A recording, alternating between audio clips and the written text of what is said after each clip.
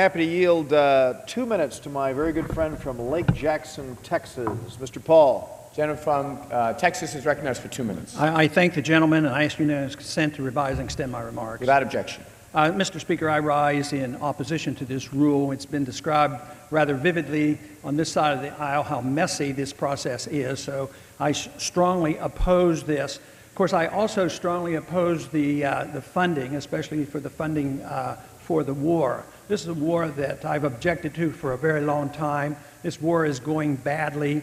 It's not a declared war. We don't have a precise enemy.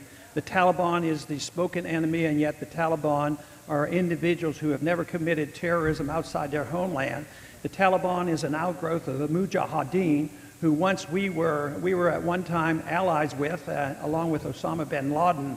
So it isn't a very neat little war. Here we are the most powerful nation in the world, the most powerful army ever organized in the history of the world.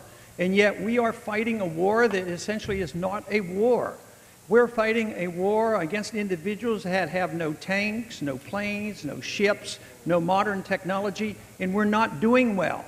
There's something wrong. If it were truly a war, a declared war, and we knew who the enemy was, the war would be over. The fact that the war is not over after 9 years, it's draining us of life and limb, it's draining us of funding. The wars in the Middle East have drained trillions of dollars, and we are suffering from a severe financial crisis here at home. So it's time that we start looking abroad and looking at what we're trying to maintain. We're in over 130 countries, 900 bases. It's unsustainable.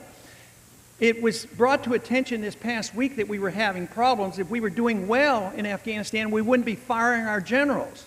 We want to put the blame on the generals. If we change the generals, everything is going to be okay. But our generals are trained to fight wars. They're not trained to be nation builders and social workers and policemen. So this is a war that I see is going to be very difficult, if not impossible, to win until we change our policy. Time of the gentleman has expired.